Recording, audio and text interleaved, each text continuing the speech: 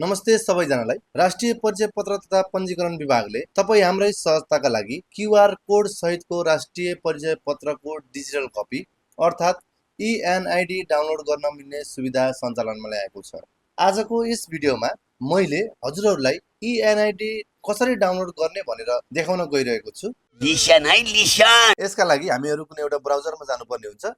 यहाँनिर चाहिँ मैले सफारी ब्राउजर लिएको छु। हजुरहरूले सेम काम आफ्नो मोबाइलबाट पनि गर्न सक्नुहुनेछ र यहाँनिर चाहिँ ठुलो स्क्रिन रहोस् भनेर मैले पीसीको स्क्रिन सेयर गर्दैछु र यहाँनिर चाहिँ फाइन्ड माई एनआइडी भनेर सर्च बारमा लेख्नुपर्ने हुन्छ। फाइन्ड माई एनआइडी भनेर यति गरिसकेपछि यसलाई सर्च गरौँ। सर्च गरिसकेपछि यो टपमा तपाईँले फाइन्ड नेसनल आइडी नम्बर एनआइएन भनेर लेखेको छ, यसमा क्लिक गर्नु होला।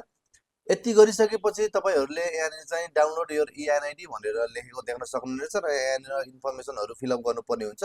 फुल नेम नेपालीमा भनेको छ र यहाँनिर चाहिँ मैले आफ्नो नाम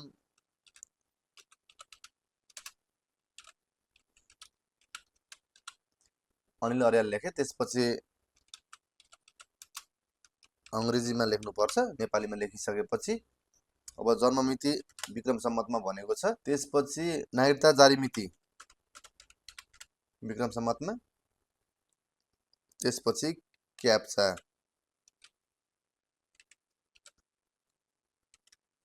यति गरिसकेपछि यहाँनिर सर्च गरौँ।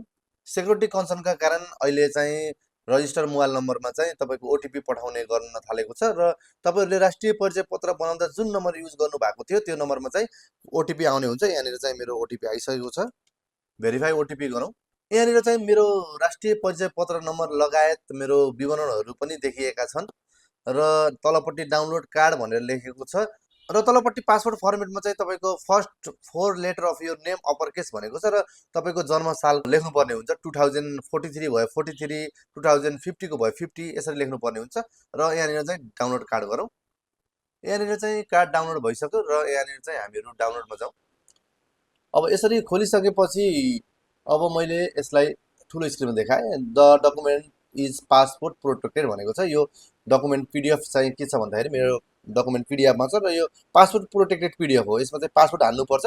त्यो पासपोर्ट तपाईँलाई थाहा हुन्छ किनकि तपाईँको नामको 4वटा सुरुका लेटरहरू चाहिँ क्यापिटल लेटरमा राख्नुपर्छ। यदि तपाईँको नाम रामबहादुर थापा र तपाईँ 2046 सालमा जन्मिनु भएको हो भने चाहिँ RAM के, कुमारमा के हुन्छ नि त, 3टा अगाडिको रामले समेट्छ अनि कुमारको के आएर 4वटा अक्षर चाहिँ तपाईँको त्यसरी राखिन्छ। त्यसपछि जन्मसाल 2046 भनेर राखिन्छ। त्यसै गरी मेरो अनिलमा त 4वटै छ सुरुमा। मेरो अनिल प्रसाद भएको भए 5वटा चाहिएको भए अनिल पी हुन्थ्यो, तर मलाई 4वटा मात्रै चाहिएको छ। मैले अनिल क्यापिटलमा लेख्दैछु, ANIEL। त्यसपछि मेरो जन्मसाल लेखेँ, मैले इन्टर गरेँ। क्युआर कोड सहितको राष्ट्रिय परिचय पत्र अर्थात् इएनआइडी चाहिँ अब हाम्रो आँखा अगाडि देखिन्छ। अब यसलाई हामीले चाहिँ स्क्रिनसट पनि गर्न चाहिँ सकिन्छ।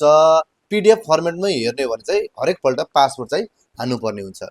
यसरी चाहिँ हामीहरूले आफ्नो इएनआइडी डाउनलोड गर्न सकिने भयो। हजुरहरूलाई आजको हाम्रो यो भिडियो कस्तो लाग्यो त? यदि हजुरलाई आजको हाम्रो भिडियो मन परेको छ भने भिडियो लाइक, कमेन्ट, सेयर साथै च्यानललाई सब्सक्राइब पनि गरिदिनु होला। सिक्ने र सिकाउने क्रम जारी रहनेछ। Till then keep watching, keep learning. धन्यवाद।